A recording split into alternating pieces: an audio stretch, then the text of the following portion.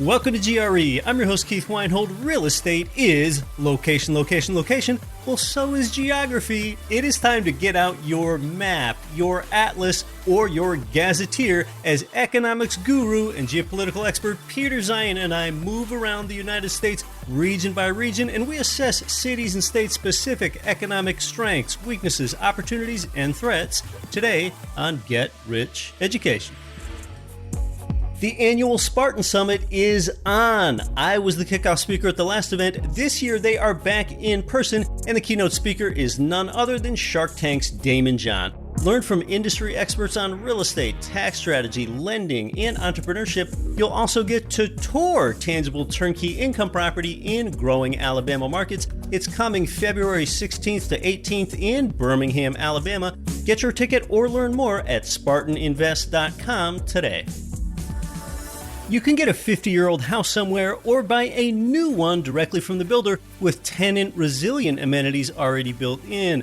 With over 3,000 Florida units at different construction stages, they are exclusively for investors. President Wagner and Alaska and team also invest strongly in their own product. That's belief. Start at buildtorentdirect.com. That's build the number 2 rentdirect.com or text 407-927-5074.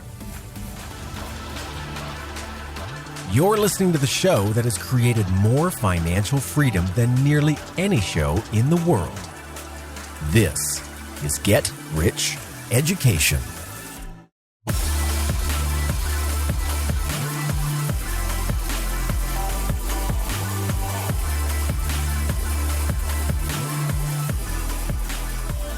Welcome to GRE. From Odessa, Ukraine to Odessa, Texas, and across 188 nations worldwide, I'm Keith Weinhold. This is Get Rich Education. You are listening to one of America's longest running and most listened to shows on real estate investing, real estate economics, and wealth mindset. Every year or two, we do this through a geographic lens with the brilliant Peter Zeihan. And, you know, a geography geek like me just loves these shows where I lead Peter across the nation.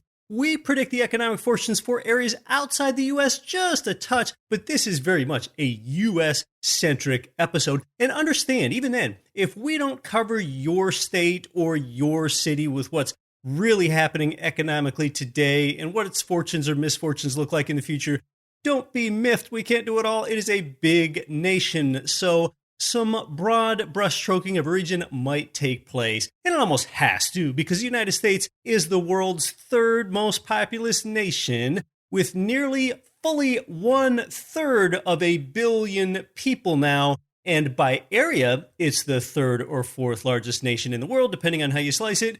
I mean, just take our second biggest state alone, Texas. Do you have any idea how long it would take you to drive from Houston to El Paso? And this is if you drove nonstop. To make this drive, it would take you more than 11 hours. Yep, and if you would, then you'd spend the entire trip in just this one of the 50 states, all 745 miles. So that is therefore about a 1,500-mile round trip, all in one state. Though we focus on the U.S. today, today's guest is so knowledgeable and well-connected with the way that he talks about the U.S. today. You know, he could probably give similar detail on the economics of the Caucasus Mountain region, or desiccation in sub-Saharan Africa, or shipping routes on the Black Sea. As a real estate investor, you need to concern yourself with the vibrancy of an economic market before you begin to look at and buy properties, because your property swims in that economic ocean known as that metro area, or perhaps that county that you're owning property in. So do you have your map ready? Here on episode 372, let's have our first interview with Peter since the start of the pandemic.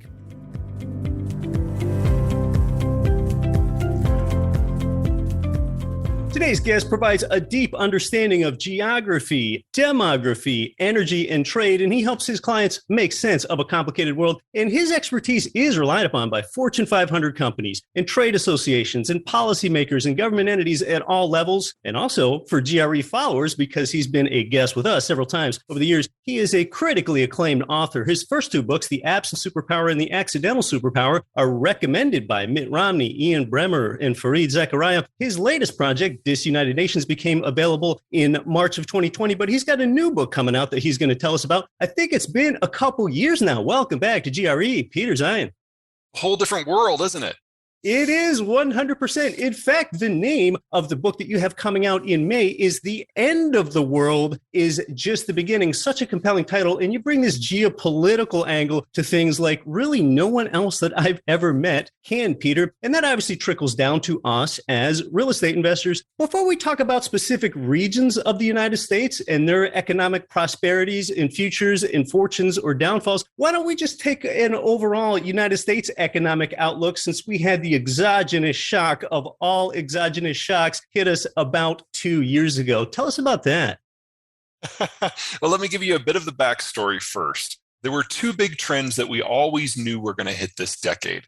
The first is deglobalization. The Cold War era is over. The post-Cold War era of open borders is over. And it's just a question of how quickly do countries start falling back into their own when it comes to manufacturing and supply chains. This was well advanced before anyone had even heard about coronavirus as a public health threat. The second one is demography. The global population has been aging at an ever-accelerating rate. Most countries crossed through the point of no return back in the 90s, and the few that have not did so in the last 10 years. And we're now nearing a point where many of the advanced countries are going to have more people who are retired than who are mature workers, than who are young workers, than who are children. It's an inverted demographic pyramid. And even in the developing world, they're actually aging faster now. So we've always known that these two trends were going to crest and crush the economic system as we understand it this decade. What coronavirus has done is it's sped everything up. By breaking supply chains, by giving countries a health reason and a populist reason to accelerate these shifts. We're seeing countries like the United States going through the fastest industrialization in their history as they try to cope with these issues. And so instead of it being an open question of whether the demographic and the deglobalization trends would hit us in the first or the second half of the decade, it's all hitting right now. And by the time we get to the end of next year, we're going to be dealing with simultaneous supply chain, labor, financial crises interwoven, and it's going to be difficult to pick apart what it is that matters more to you. All of that, of course, impacts real estate, not all in a bad way, but certainly we are in for the next 24 months are going to be the greatest period of change that we have seen at least since the Second World War. This is really substantial. Of course, things always change. Both geography and real estate are location-centric. Yes, this exogenous shock certainly brought up the rate of change and the rate of uncertainty. And really, as the United States and all nations progress technologically, us, from a demographic perspective, always need to shift and adjust according to change. I mean, we look at about 100 years ago, near the beginning of the last century, Willis Carrier invented the air conditioner, something a lot less ominous than what we're talking about here. But what that allowed people to do was to migrate into the United States South, a place that really wasn't that livable, that really wasn't that habitable. And one important demographic change that COVID brought is more people are on Zoom now, and more people are able to work remotely than ever before. So certainly that can create changes in migration patterns and so on. Do you have any thoughts with that? Therefore, do we have somewhat more of a decentralization where living in a United States MSA is less important? How much less important is it? So many thoughts. Okay.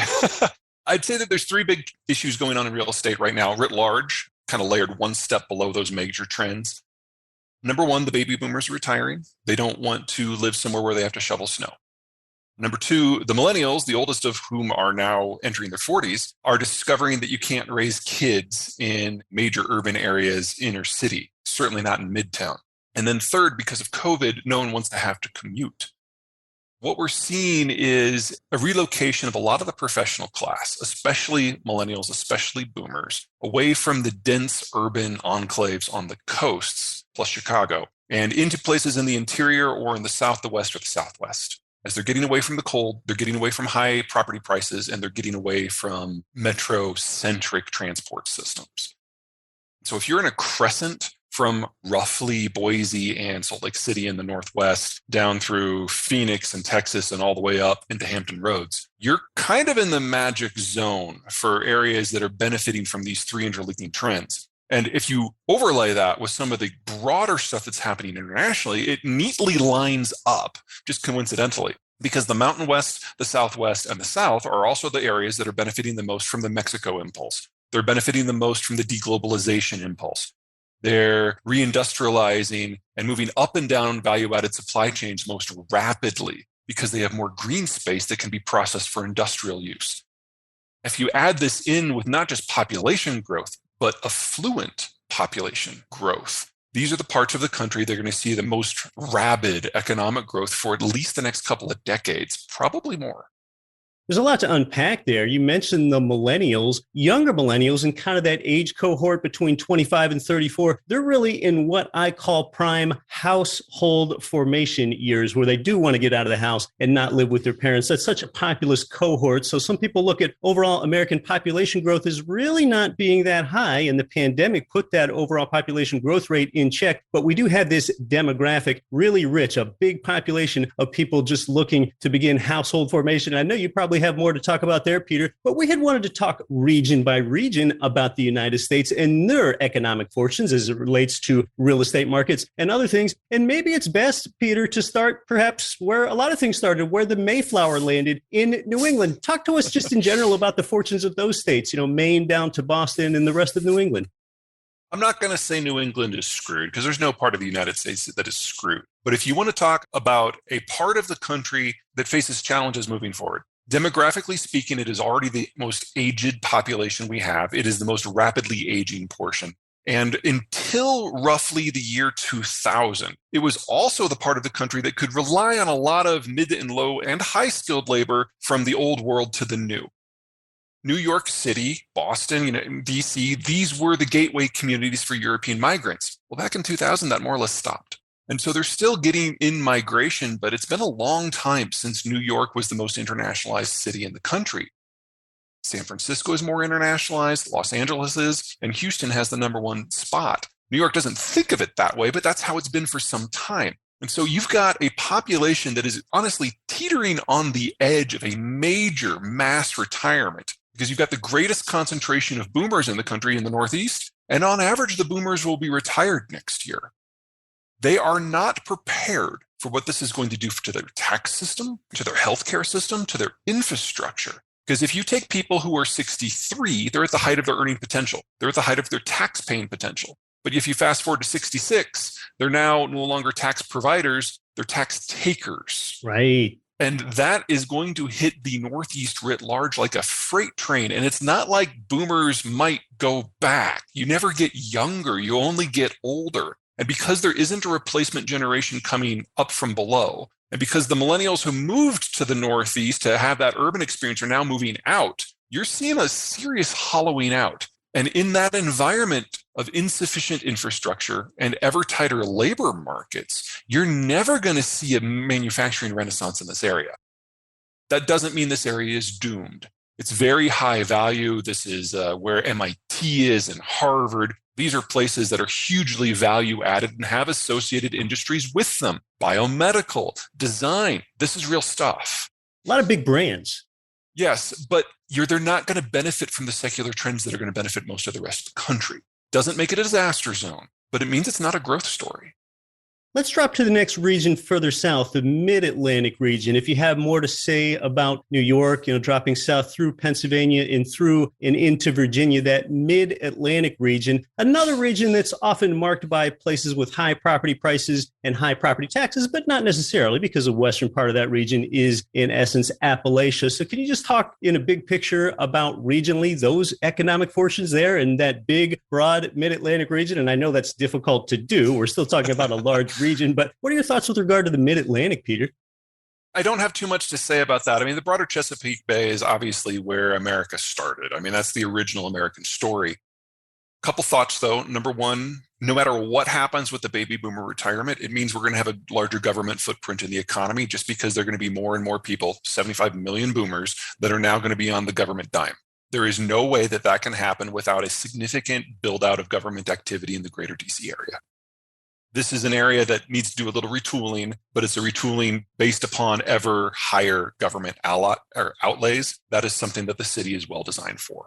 You move outside, however, of DC, and there are some concerns. This is an area that has not, in my opinion, proven very good at adapting policies to changes in the overall macroeconomic environment. They dealt very badly with globalization, and I don't anticipate they're going to do very well with deglobalization either. So you can have pockets that are success stories. The Navy's in the process of retooling everything it has, so the shipyards on the Chesapeake should do fine. But it's difficult for me to get too excited about anything else in the area because it's the same demographic picture as New England, but without the big names like Raytheon and Harvard and MIT. And when we think about the two regions that we just talked about, New England and the Mid-Atlantic states, oftentimes we think about things like perhaps even legacy infrastructure. Does a new infrastructure bill of $1.2 trillion and all the money that's pumping in for roads and for transit, does that disproportionately help these regions or not enough or not so much? It will disproportionately help this region, but honestly only because of the Amtrak state section. The Northeast and the Mid-Atlantic are really the only parts of the country that rely on Amtrak for anything. And so any money that goes into Amtrak was going to go into this zone. Makes sense. But everything else is spread among all 50 states, heavy on bridges, heavy on the interstates. That's going to go everywhere. I broadly am in favor of infrastructure spending, but honestly, if all we're doing is catching up for the last 40 years of deferred maintenance, you're not talking about a big economic push here. $1 trillion of spending over a decade is not going to move the needle very much for a country with a GDP annually of 20 trillion. Infrastructure bills are one of those rare things that can actually get some bipartisan support these days, and we sure don't have enough things that receive that. So thank goodness for that. Let's drop south one more region, not to the deep south, but more specifically to the southeast, Peter. Any particular commentary on there? So we're talking about the Carolinas and Georgia and Florida, those four states in particular? Those four states have nothing in common. So let's start with Florida. Nobody Florida builds should be its own anything in region. Florida. Yeah, I mean, nobody builds anything in Florida. Nobody manufactures anything in Florida. So this deglobalization trend, Florida is just going to get passed by completely. That doesn't mean I think Florida is in a bad shape. It's still the retirement spot. And of the 75 million baby boomers, figure at least 25% of them are going to relocate. The single largest chunk of those are going to come to Florida. So if you know how to play those markets with that in mind, you're going to do great. Georgia and South Carolina, I like to consider as a unit with actually Alabama. These are the three states that are best in the country culturally for going out and getting foreign direct investment. And in a world where the global demography is tanking, but the American one is broadly stable, there are a lot of foreign companies who realize the only way they can remain in operation is to move assembly and manufacturing facilities into the United States. So the question is where? And if Alabamans and South Carolinians and Georgians go out and lay out the red carpet and actually go to Paris or Rome or Seoul or Tokyo and explain why it's the perfect spot and are willing to change things about their systems in a way that people in Pennsylvania would never even consider, well, then it comes here. So whether it's Charleston, Atlanta, Mobile, Montgomery, or Birmingham, I see just a huge amount of industrial expansion in all of these spaces. And it's not the low end, it's the mid and the high end. This is the stuff, these are the type of jobs that most Americans say that they would love to come back. It will be very different community by community, because again, you have to get the people in the South who go out to get the investment. And if a city doesn't do that, they won't get any. When you and I spoke a few years ago, we learned that Alabama is the number one state for per capita foreign direct investment, something that sure might surprise a lot of people. Of course, these areas don't just cater to people that might want to move to a place that has a low cost of living, but businesses also might want to relocate there because there's a low cost of doing business or a better tax climate and so on. And Charleston is the number one metro for FDI. Charleston, South Carolina, the number one metro for foreign direct investment. That's an interesting piece. Why don't we move north to a place that hasn't had as much uptrending economic currency as some of the others? And that's the Great Lakes region, Peter. So we're talking about Wisconsin down to Illinois, Indiana, Ohio, Michigan, some of these places that can have good cash flows for real estate investors, but oftentimes their population isn't growing too fast. So what are your thoughts just broadly about the economic fortunes of the Great Lakes region, Peter? This is another one of those regions that within each subregion, you're going to have a very different story. So Greater Milwaukee, for example, that's kind of where the middle manufacturing of America happens. The high precision work, small and medium-sized companies that plug into every supply chain we have in the country. Very high skilled, very stable, having some problems with labor as the baby boomers retire, but everything else about their business model works. They're close to Canada. They feed into the Mexico system. It's good. But it's right next to Chicago. Don't get me wrong. I love to go to Chicago and gain 5 pounds every time. But Chicagoland is going to have a real big problem with the baby boomers leaving and the millennials trying to find a place that can raise a family. It's also one of those metro cities. So it's really the only major metro that's not on the coast that might actually suffer from some of these big demographic trends. And if you've got Milwaukee right there, there's no need to build much manufacturing in Chicago proper. So I can see the balance between those two cities shifting significantly over the course of the next 10 to 15 years. The biggest problem that the Great Lakes region has overall is transport. One of the reasons why globalization was such a success is the United States had kind of hobbled itself. The fastest way, the cheapest way to move things from A to B is by floating them. It's about 1/10 the cost of moving them by truck. And the United States waterway network, which includes the Great Lakes, has more miles of interconnected, naturally navigable waterway within a country than any other part of the world. In fact, more than everyone else in the world combined. So it's an irony that any of these places would have transportation problems. Right. But we did it to ourselves. Back during the Great Depression, we passed something called the Jones Act or the Interstate Commerce Acts. And we said that any cargo transported on water between any two cities had to be on a vessel that was American built, owned, captained, and crewed. It was designed to stimulate the shipping industry. Instead, it did the opposite. It just pushed everyone to road, rail, and ultimately plane because we don't have those restrictions on our other methods of transport. So this region had the best setup on the planet. That's why it was the Steel Belt. And then we took that away, and that made it the Rust Belt. If you could theoretically amend the Jones Act, so all of a sudden the greater Midwest in general and the Great Lakes region in specific could start benefiting from some of its natural geography, it would turn this region around significantly. I don't see that happening under the Biden administration, and the Trump administration was so aggressive at courting the unions that it didn't happen under the Trump administration either. So this is something that's one of those, it should be a no-brainer, but because of American politics, it's become a bit of a pie in the sky. Do you see any particular bright spots or troubling spots in the state of Ohio, whether that's Cleveland or Columbus or Cincinnati or elsewhere, especially with their legacy of manufacturing and the fact that there is some deglobalization occurring, Peter? Does that affect the economic fortunes for Ohio? The challenge for places like Ohio or Western Pennsylvania, or really Eastern Pennsylvania, any place that is we think of now as the Rust Belt that still has a lot of legacy manufacturing, is what happens when stuff comes back. It's not going to look the same. It's going to be more capital intensive. It's going to be less labor intensive. It's going to be more value added. There'll be fewer line jobs. There'll be more custom work. And the labor force and the infrastructure are going to have to be adapted to that new reality. One of the big advantages that the South and that Texas have is because they don't have that legacy brownfield that needs rehabilitation. They can just start with something new in a new industrial park where land is cheap. Anytime you're talking about the Great Lakes, anytime you're talking about the Northeast, you have that sunk cost that is no longer appropriate for the manufacturing models of the day. So if you can get an aggressive, outward-looking city council or state development board who can help municipalities with this, they can do well because they already know how to do this stuff. But they first have to basically unlearn 70 years of patterns that just no longer apply. We're talking with Peter Zeihan. He is the author of the forthcoming book, The End of the World is Just the Beginning. We're talking about geography, specifically in the United States. And much like Lewis and Clark, much like Manifest Destiny, we are moving west. As soon as we come back from the break, you're listening to Get Rich Education. Our guest is Peter Zeihan. I'm your host, Keith Weinhold. You know, a lot of investors choose either cash flow or home price appreciation, but one real estate market could provide both: Jacksonville, Florida. They've got 27% lower home prices and higher rents than the national median. Their market has appreciated 34% more than other comparable cash flow markets over the last 30 years.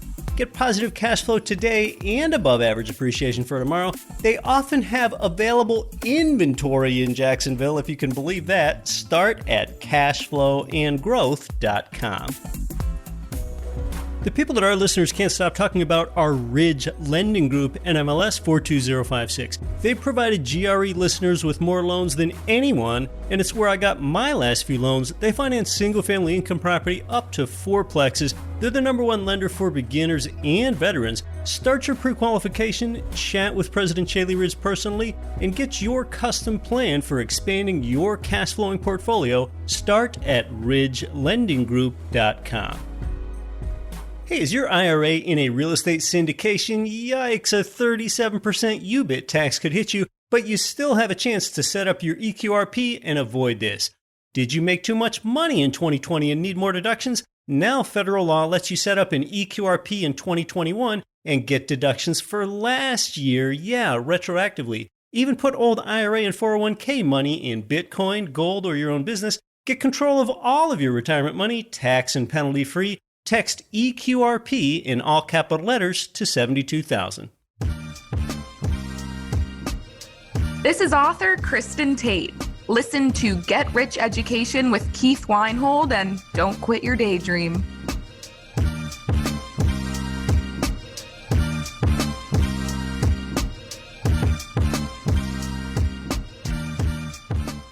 You're listening to the show that's created more financial freedom for busy people just like you than nearly any show in the world. This is Get Rich Education. I'm your host, Keith Weinhold. We're talking with Peter Zeihan on geopolitics. You can learn more about him. His last name is spelled Zeihan. He's the author of the forthcoming book, The End of the World is Just Beginning, which drops in May. So let's talk about Texas, a place that's seen strong year over year in migration and a lot of businesses relocating to Texas, oftentimes from California or elsewhere. Talk to us about the surging economic engine of Texas, Peter.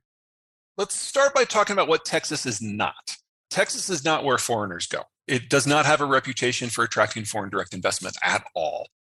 The idea that a bunch of Texans are going to get together and go to London or Beijing in order to put together an investment deal, it just doesn't happen. Instead, what happens is the Texas governor gets together with a few municipality mayors and tours states in the United States that are facing tax problems. And they say, oh yeah, you can stay in Illinois and pay 20% tax, or you can come to Texas where we'll give you a 20-year deferment and you pay no tax. It's kind of a jerk move, but it works really well.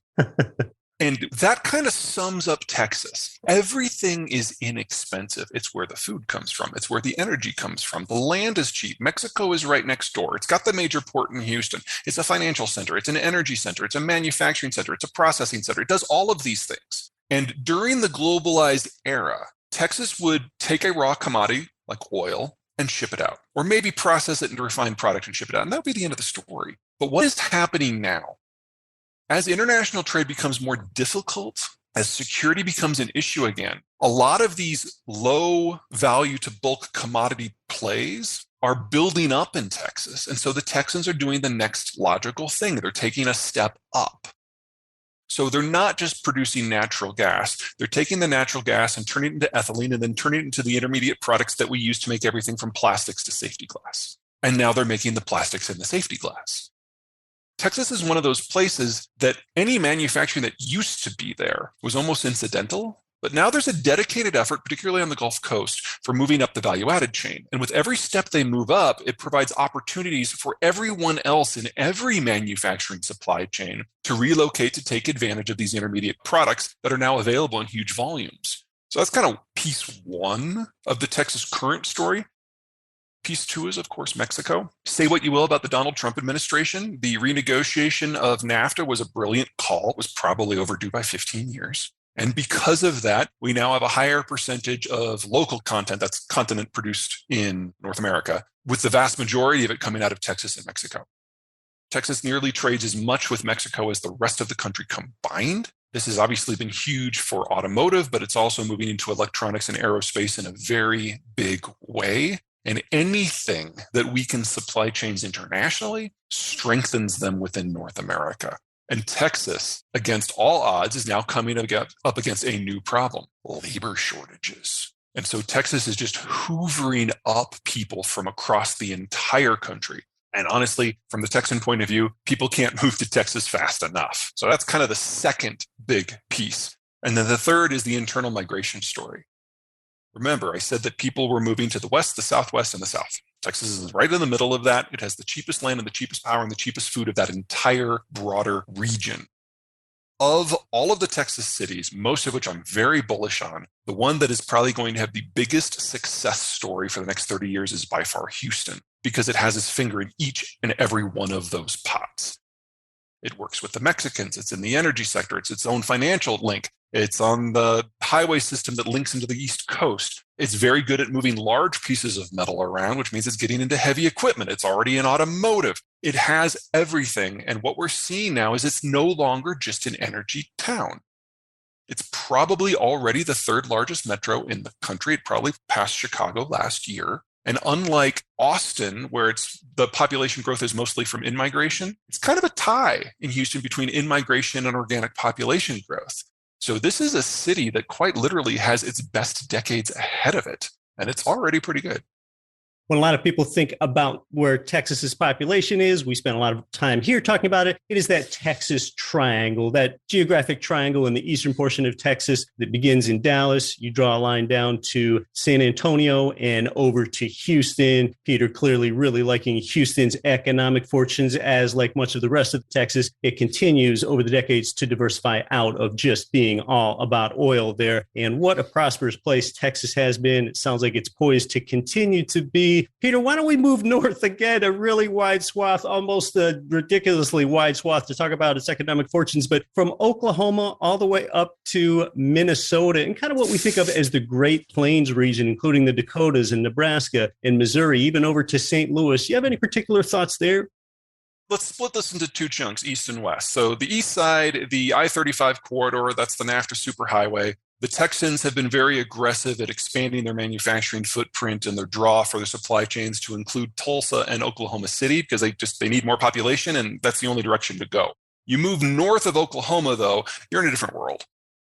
The Twin Cities are the most isolated major metro that we have, and Iowa is largely rural or small town. There's only so much you can do with that. It's demographically stable. It's one of the demographically youngest parts of the country outside of Utah, but it's really not well hooked up into anybody else's systems. And I have a hard time seeing the Iowans and the Minnesotans changing their local culture to attract outside investment. And I say this as an Iowan.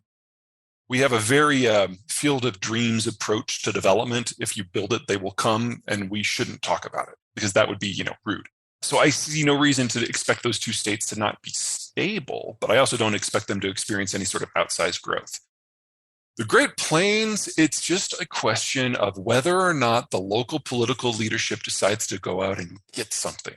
Obviously, infrastructure is difficult because of the distances, but as you move closer to the Front Range, you start to get integration with the mountains and you start to get access to the Denver and the Albuquerque population centers. And so you have the widest variety imaginable in economic development and real estate in the Great Plains of any other part of the country.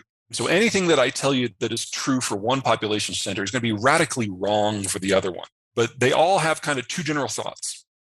Number one, you link in with a major metro. The Front Range, kind of like the Texans, has a labor shortage, and they will draw from wherever they can get it.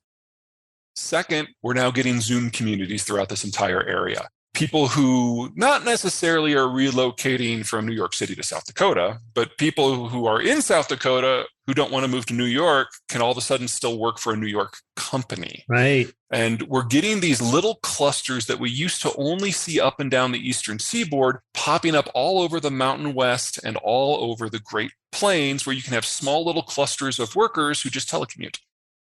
It's a very different economic model. It's difficult to know just how rich of a process this is going to be, but something to consider.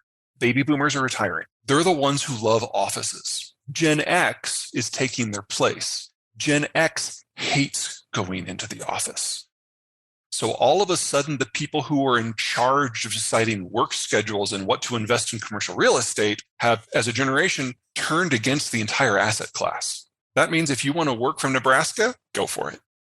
Office real estate has certainly been troubled. It's funny, as we've talked about most of the regions now, Peter, how labor shortage is a phrase that keeps coming up. Decades ago, people wouldn't have believed that. Even a century ago, most people would have thought that, oh, well, technology is going to make all the jobs go away. No, we have more jobs than people by a factor of about 10 million in the United States now. And Peter, you mentioned it one time as both an Iowan and Texan. Have you been both of those things? Oh, I'm originally from Iowa, so I lived there till I was 18, and then I moved to Texas when I was 26, and I lived there for 19 years. I'm now in Colorado.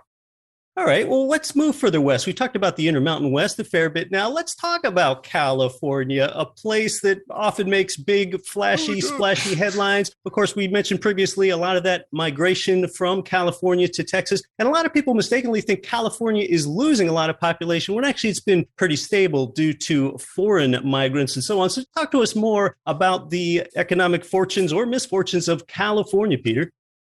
Everything you hear about California when it comes to regulation and cost is true. There's limited land that you can do things with on the coast. Sure, there's lots of land that's flat in the Central Valley, but it's all agriculture and it's not exactly a migration magnet for people who are in high value-added industries. All the land that is available in California pretty much has already been grabbed.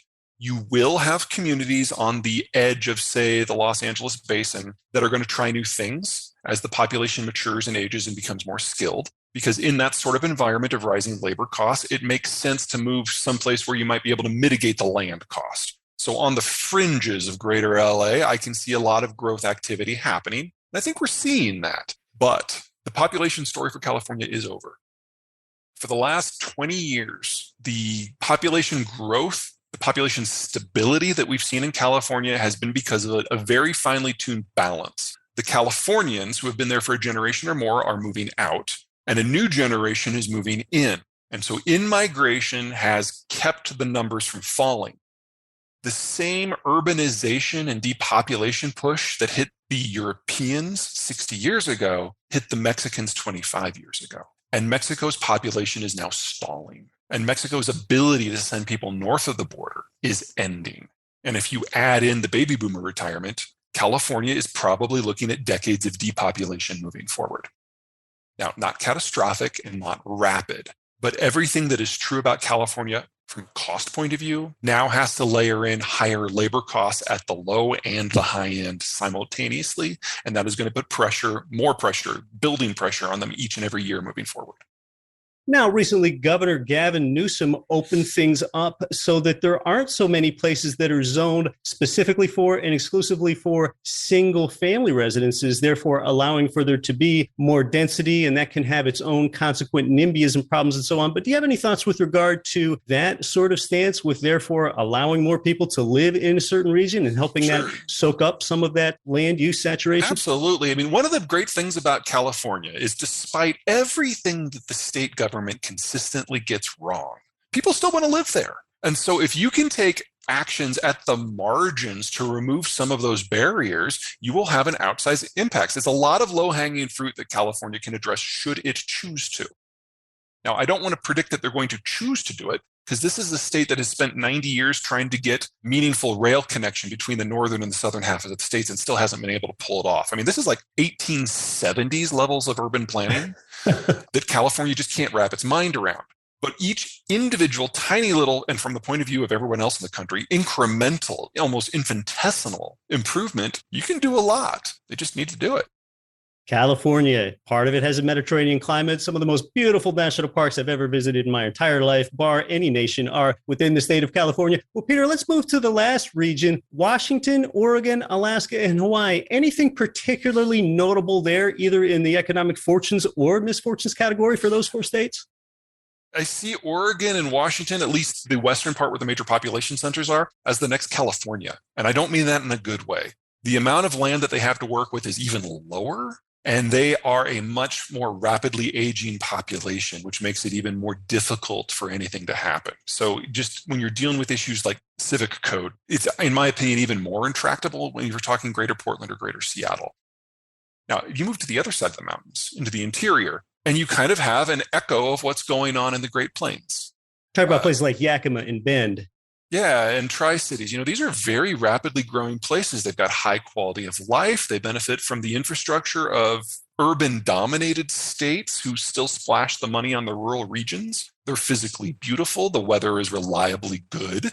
So just like in California, you can have this split between an urban core that is wrestling and losing when it comes to the major changes going on, and some smaller population centers that most people don't really think about. So like Tri-Cities might be the Sacramento of Washington, if you will, that actually have a ridiculously complex cultural scene locally and are very rapidly growing urban areas. Peter, this has been so interesting, spanning across the United States from the East Coast to the West Coast, talking about fortunes and economic misfortunes, especially as it relates to you as a real estate investor. Is there any last thing that you want to tell us, perhaps even if it's an international one that could affect the United States? You talked to us about Mexico a little bit. You have this big, wide, global geopolitical lens. Any other potential exogenous shocks or just something less dramatic that could affect the United States real estate market from a foreign perspective or a domestic one? One is demographic, one is financial. On the demographic side, the same thing that's happening in the United States with the retirement of the baby boomers is happening in the wider world. But what is unique about the American baby boomers is they actually had kids. So we've got the millennials, which are a large generation, which are providing a lot of consumption and ballast. That doesn't exist in most of the rest of the world. No one else's boomers really had children. So when they move into retirement, they take their paychecks and their labor with them. A lot of these places are going to hollow out. And if you're a boomer in that environment and you have the money, you're going to try to leave because the services won't be there, the tax base won't be there, the government activity isn't going to be there, and you're looking at general economic degradation on a broad scale that we have not seen as a species in well over a century and a half. That's kind of piece one. Piece two, if you're a government in this environment and your tax base is hollowing out and global trade's going away, your only real option left is to print currency to pay the bills. So we're having massive capital flight, not just from the boomers looking for a safer spot, but for anyone who can grab a chunk of those flows and get it to some place that's a little bit more stable. And in 9 cases out of 10, that more stable location is the United States. We have seen over the last 10 years an accelerating flow of funds and people at the top end from the wider world to the United States. I expect that to double and triple in the next few years. Peter Zeihan is one of the preeminent geopolitical experts. Peter, before you go, tell us about your new book. It comes out in just a few months here. End of the World is just the beginning. The whole idea is to show what the world is going to look like in deglobalization. So all of these structures and all this trade that we've become used to in manufacturing and finance and agriculture, it's all going away in the next few years. So the book's topic is to figure out what is next. What does our world look like when it's no longer connected? You mentioned here earlier about the ominous uncertainties in the next 24 months. The original plan was for the world to fall apart in a more or less sedate schedule over the course of a decade, but COVID has just thrown that plan into the blender. We're now looking at manufacturing supply chains, relations with the Chinese, the European common currency, everything basically breaking down in a much more accelerated process. There are very few parts of the world that can function without an overarching American security presence. And between the Trump and the Biden administrations, that is now completely gone. And COVID has removed any sympathy that Americans might have had towards the wider world. We're honestly just kind of marking time for the first big international crisis where the Americans just stand back. And as soon as that happens, a lot of this connecting material that allows our world to function just snaps. And then we see where the chips fall. It's been an increasingly polarized world and an uncertain world, and you really help people make sense of it all. Peter, it's been so great having you back on the show. Pleasure. Until next time.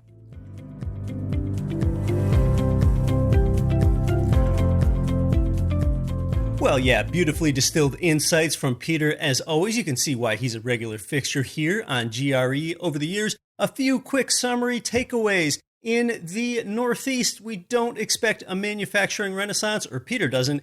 And I will tell you that rent inflation has been slower in that northeastern region of the country as compared to others recently.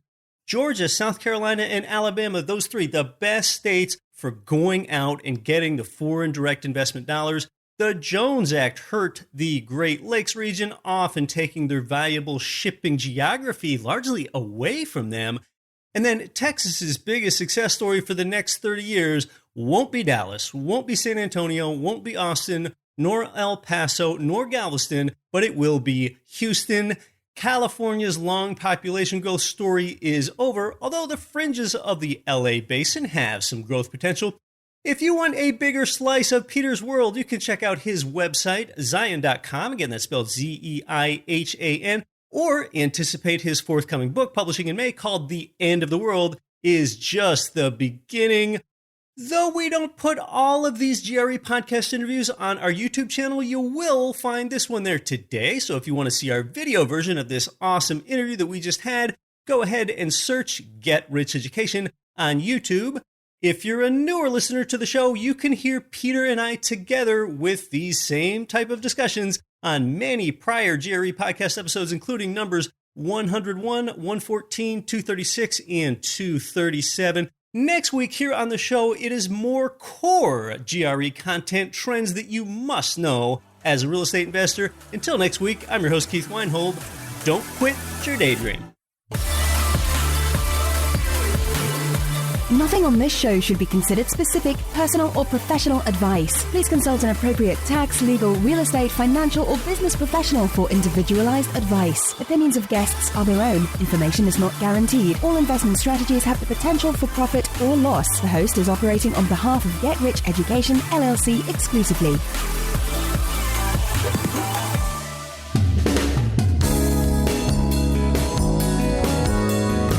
The preceding program was brought to you by your home for wealth building, GetRichEducation.com.